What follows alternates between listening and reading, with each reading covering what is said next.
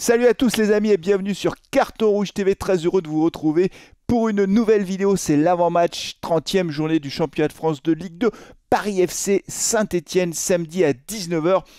Alors avant d'évoquer ce match, avant l'avant-match, et oui, c'est ça, avant l'avant-match, j'ai quand même quelque chose à vous montrer les amis. Bah oui, quelque chose qui me fait extraordinairement plaisir. Attention, je prends le paquet, c'est une surprise. De quoi s'agit-il? Vous voyez la boîte, clac, clac, clac, clac. Ah, c'est pas une boîte neuve, hein, c'est une boîte déjà qui est un petit peu voyagée. Mais qu'y a-t-il dans cette boîte? Attention, je sors l'objet extrêmement précieux à mes yeux.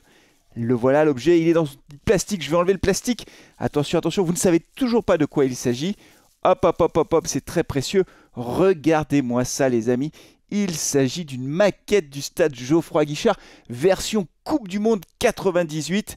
Et oui, et je remercie Raymond qui m'a transmis et qui me confie cette maquette si précieuse. Je la trouve magnifique, franchement, c'est notre chaudron à nous. Regardez ça un peu avec les tribunes. Vous vous souvenez que du côté du COP Sud, il y avait une tribune qui était avec un toit translucide. Alors pourquoi le toit était translucide? Est-ce que tu sais pourquoi le toit a été translucide? Ben simplement pour laisser passer les rayons du soleil de telle sorte que la pelouse puisse profiter du soleil. Vous savez qu'une pelouse sans soleil, eh ben, elle ne peut pas pousser. Et donc c'est pour ça que le toit a été translucide de ce côté-là. Regardez-moi cette maquette. Et donc elle va prendre sa place juste derrière moi, ici. Je vais essayer de ne pas arracher le fil au passage. Voilà. Ah là là, qu'est-ce que c'est beau. Ah, je vais la mettre à côté de... Voilà. À côté de Robert Herbin. Ah là là là là, merci Raymond, ça me fait extrêmement plaisir d'avoir ce chaudron derrière moi. Il me manquait en fait le chaudron parce qu'il y a des écharpes, il y a des livres, il y a de la lumière, il y a tout ce que vous voulez, mais il n'y avait pas le chaudron. Il est là maintenant le chaudron. Il est là. Merci beaucoup Raymond pour ce formidable cadeau, si je puis dire. On va en prendre soin de cette maquette de Geoffroy Guichard, version 1998. Depuis, il a été transformé, vous le savez, vous qui connaissez par cœur ce magnifique stade Geoffroy Guichard. On en revient, les amis, à cette 30e journée du championnat de France de Ligue 2. Donc l'AS Saint-Etienne qui va se déplacer à Paris. Un match qui sera difficile, et ce qu'on attend de l'AS Saint-Etienne, bah, c'est de poursuivre cette invincibilité incroyable. 5 victoires, 3 matchs nuls. On reste sur 8 matchs consécutifs sans défaite, et ce ne sera pas un match facile, bah parce que le Paris FC d'abord est devant nous au classement. Ça, c'est la première chose. Et puis aussi, on se souvient de ce match aller terrible à Geoffroy Guichard. C'était le 15 octobre, c'était déjà il y a un petit moment. Et c'était épouvantable. Vous vous souvenez sans doute qu'on avait perdu 2 buts à 0. 2 buts marqués à partir de la 60e minute de jeu. Sachant qu'en plus, Paris a terminé à 10 contre 11. Et quand le gardien de Paris FC se fait expulser pour un deuxième carton jaune, on est toujours mené 1-0. Donc on croyait encore à l'égalisation. Et patatras, on prend un deuxième but en toute fin de match qui nous met la tête sous l'eau. Puisque à l'époque, on avait plongé au classement, on était avant-dernier. Et je me souviens de mon débrief, je pensais vraiment que c'était la catastrophe et qu'on filait tout droit au national. Mais depuis bah, il y a eu le mercato d'hiver.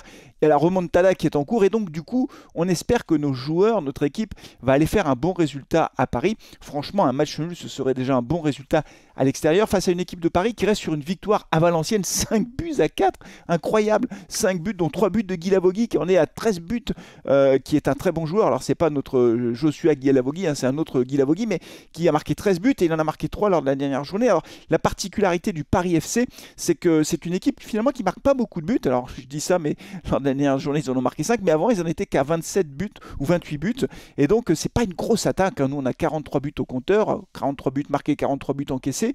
On prend beaucoup de buts, mais on a quand même limité maintenant l'hémorragie. On prend moins de buts depuis plusieurs matchs et c'est pour ça aussi qu'on est sur une bonne série. Mais Paris ne marque pas beaucoup de buts, donc on pourrait faire un bon résultat du côté du Paris FC, sachant qu'ils n'ont pas de suspendu au Paris FC, donc il n'y a pas de problème particulier de leur côté, et ce qui n'est pas notre cas à nous, puisque nous, de notre côté, bah, on a appris que Bamba serait forfait et que Briançon est certainement forfait lui aussi, puisque visiblement il faut qu'il passe des examens. Ce qui veut dire que bah, Laurent Batles va encore être obligé finalement de changer sa défense. Ça avait déjà été le cas lors du dernier match face à Niort puisque Petro était suspendu. Alors il revient Petro parce que comme c'était des cartons jaunes, il a eu un match de suspension ferme et un match avec sursis, donc il reviendra. Et donc je pense qu'il remplacera en quelque sorte Briançon dans l'axe. Je pense vraiment que Laurent Batles va rester avec Petro, So et Apia. Apia qui revient dans l'axe finalement quand c'est comme ça, et il met Cafaro sur le côté à la place de Apia en quelque sorte. Et de l'autre côté, on aura Nkunku. A noter que Thomas Moconduit fait son retour lui aussi dans le groupe, et que bah, il y aura Bouchoirie, Lobry bien sûr, vous le savez, et là de ce côté-là, je pense pas qu'il y ait beaucoup de surprises à attendre dans la composition au milieu de terrain, puisque globalement, je pense que l'équilibre est trouvé au milieu de terrain aujourd'hui. On verra si Mouefek est titularisé d'entrée ou pas. Je pense que ce sera peut-être plutôt mon conduit. Enfin, on verra. On verra. Ce qui est sûr, c'est que Bouchouari sera titulaire certainement, et Victor Lobry aussi, puisqu'il est plutôt accrédité de bonnes performances sur ces derniers matchs. À noter que l'absence de Bamba fait que je pense vraiment que Ibrahima Ouadji sera titulaire d'entrée de jeu avec Jean-Philippe Crasso. Ibrahima Ouadji qui avait fait une entrée tonitruante face à Niort. Hein, vous vous souvenez, 2 buts et un penalty obtenu en une mi-temps, donc et Bamba étant absent, je pense que Ouadji sera titulaire d'entrée. À noter évidemment aussi qu'on aura de l'autre côté du Paris FC Yvan de Masson qui sera certainement titulaire, hein. Il est tout le temps titulaire avec le Paris FC, l'ancien joueur de Saint-Etienne qui est parti et qui a dit des choses pas terribles sur le club de l'AS Saint-Etienne en partant, c'est pas très utile.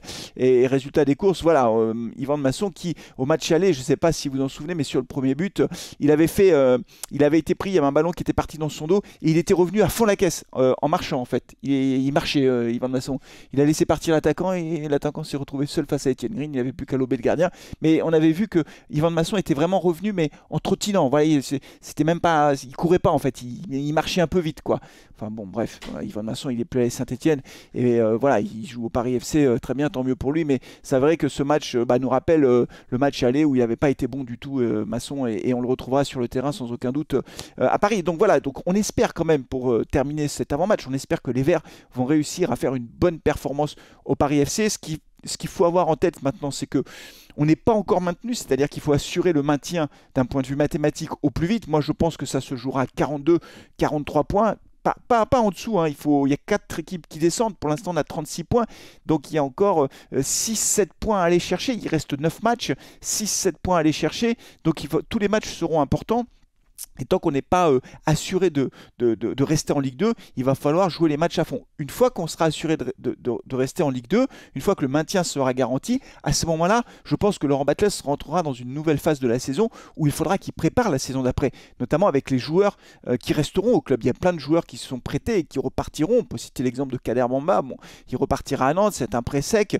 Voilà, est-ce que Nkunku restera? C'est vraiment pas sûr du tout compte tenu de ses statistiques. Je pense qu'il faudra repartir en Première Ligue. Donc il y a plein de joueurs comme ça qui ne resteront pas. Ce sera peut-être le moment pour Laurent Batles de faire tourner l'effectif et notamment de faire entrer dans le groupe professionnel des jeunes qui viennent de signer leur premier contrat pro. On en parlera une prochaine fois, mais il y a plein de jeunes qu'il va falloir tester pour voir si on peut compter sur eux l'année prochaine et autant leur faire jouer soit des matchs entiers, soit des bouts de match. Ils rentrent en cours de match pour les confronter au haut niveau professionnel. Je pense que ce serait une bonne solution évidemment, mais on n'en est pas là puisque on n'est pas encore sûr de jouer en Ligue 2 et que donc ça passera d'abord par un résultat au Paris FC. On sera en direct samedi à partir de 19h pour vivre ce match. Ça y est, on reprend les lives, ça me fait plaisir. Ça m'a manqué pour tout vous dire. Je rate un live, ça y est, c'est la catastrophe. Ça me manque et donc on se retrouvera avec plaisir à partir certainement de 18h30. Je prendrai l'antenne une demi-heure avant, le temps qu'on puisse échanger, notamment sur la compo de l'AS Saint-Etienne. Voilà, alors pour terminer, n'oubliez pas, d'une part de vous abonner à la chaîne, mais la plupart d'entre vous, vous êtes abonnés. Ah, quoique, il y en a toujours un sur deux qui n'est pas abonné, mais bon, ça c'est toujours un mystère.